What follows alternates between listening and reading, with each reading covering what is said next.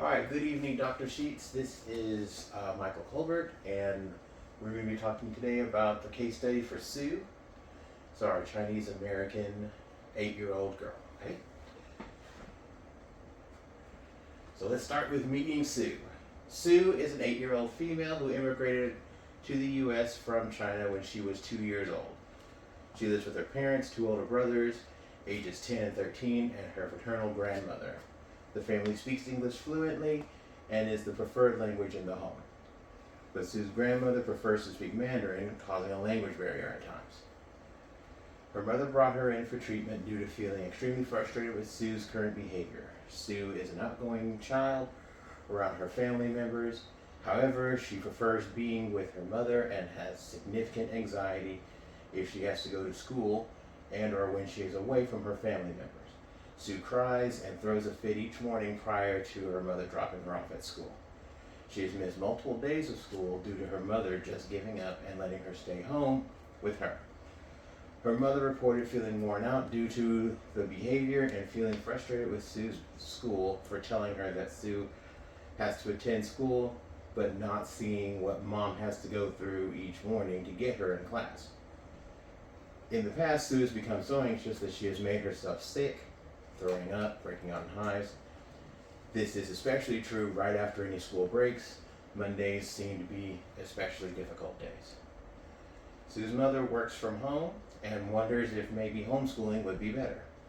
At first, she and her husband worry that Sue's clinginess was because she is the baby of the family and attributed it to her wanting more attention. Sue's grandmother argues with them to make Sue go to school. She comes across as insensitive because she doesn't understand English words like self-care, depression, anxiety, therapy, or pity. She repeatedly tells Sue about eating bitterness, which is a Chinese saying that means to persevere through hardships. Sue's father agrees that she needs counseling, but he is riddled with guilt because he doesn't want to come across as weak to his mother and family.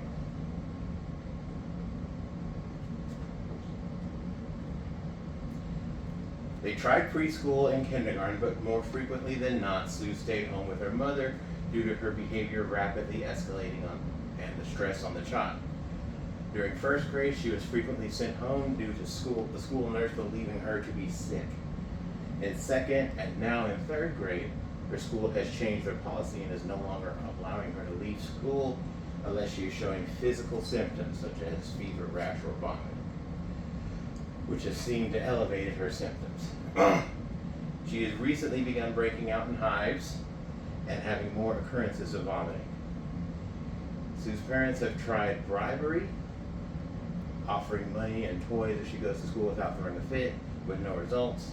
Sue's grades are good, and she does well with the homework. However, she tests poorly in class. Sue will frequently end up with the school nurse complaining of her head or stomach hurting despite having no physical symptoms of illness. She has made no friends at school, and Sue reports constantly worrying about having something bad happen to her, either her mother or her older siblings.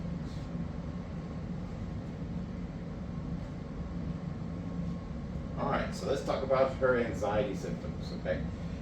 Sue shows clear signs of separation anxiety and school refusal. Her symptoms include excessive separation anxiety, her clinginess, and extreme fear while away from family members or going to school, refusal and tantrums, crying and throwing fits every morning before school drop-off.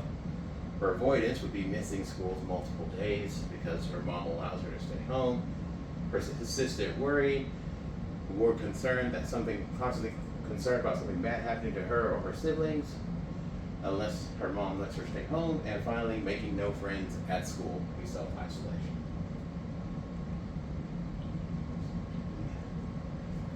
Okay, can Sue be diagnosed? So based on what we have here, Sue meets the DSM-5 TR criteria for separation anxiety disorder, as she exhibits excessive fear regarding separation from her attachment figures, persistent reluctance to go to school, refusal to go out due to fear of separation, and physical symptoms like headaches, stomach aches, vomiting, and hives upon separation or anticipation of it, lasting well over the 4-week required duration for children and causing significant distress and absenteeism. Sue experiences intense anxiety, crying, and tantrums every morning before school and when away from her family, while also reporting a constant worry that something bad will happen to her or her siblings. She throws fits, she misses things, basically everything we've talked about already.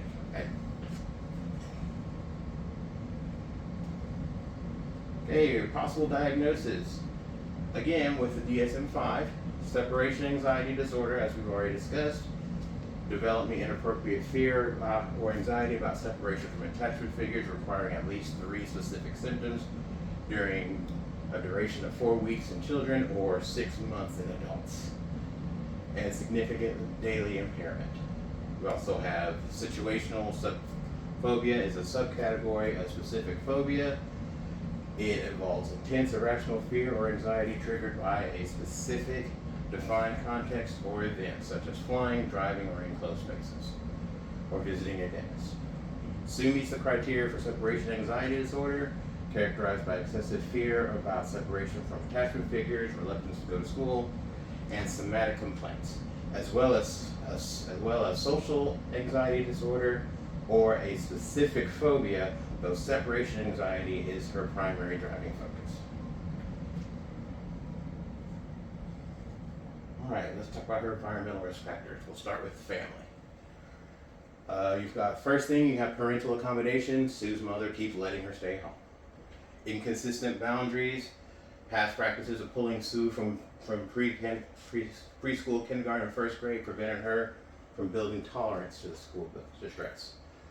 Parental burnout, of course. Mother feels isolated and exhausted, while father experiences cultural guilt and fear of appearing weak to his family. And parental conflict, disagreement between the parents and the grandmother, regarding how to handle Sue's behavior, create an unstable emotional environment. All right, environmental factors at school. Reinforced somatic complaints, early school policies, and frequent nurse visits rewarded Sue's anxiety-induced physical complaints by sending her home. They're not doing that now. Policy shift shock, what we just talked about there. School sudden shift to a stricter attendance policy removed the safety valve of going home. So she escalated her physical issues as a result of that. So more intense things like hives and vomiting. And again, social isolation. She has no friends. She hasn't made any friends, and missing the classroom, lacks positive social reinforcement, and serves as a primary source of distress. Now, the cultural considerations, as we discussed earlier, as I mentioned earlier, the eating bitterness, Qi philosophy.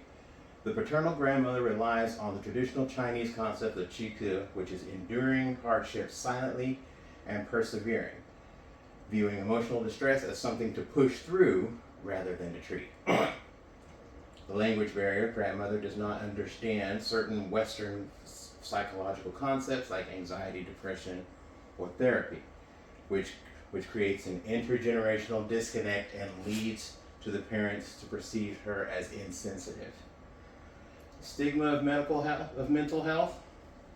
Father's reluctance to seek counseling stems from traditional cultural fears of bringing shame or appearing weak to the extended family members, i.e. the paternal grandmother. And the acculturation gaps. Basically, nuclear family operates in fluent English and modern psychological frameworks, while the co-residing grandmother sticks to traditional Chinese expectations.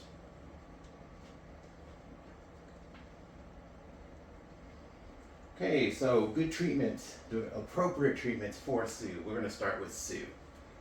For Sue, first thing that we would probably go to would be cognitive behavioral therapy.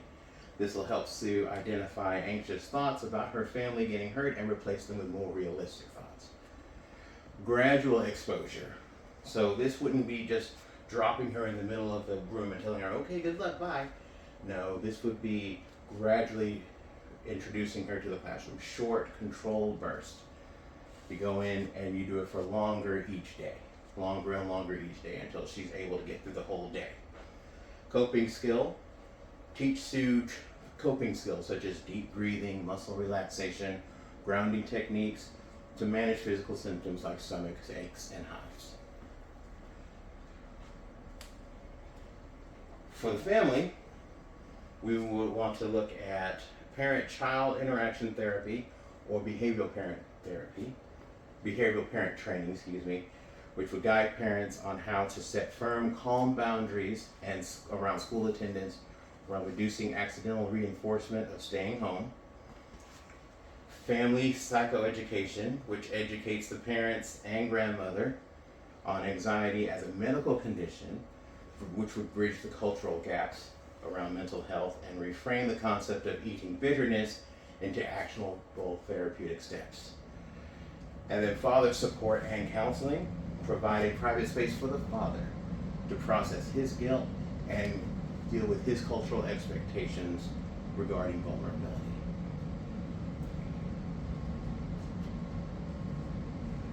Okay, and then treatments that we can do at the school level. First, we start with a defined nurse protocol. Okay?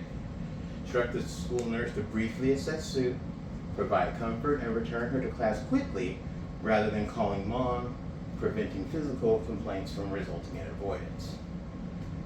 Morning transition plan, assign a trusted staff member, such as the counselor, to meet Sue at the car every morning for a warm, quick handoff. And then, of course, peer integration support. This is the one that will help her make some friends.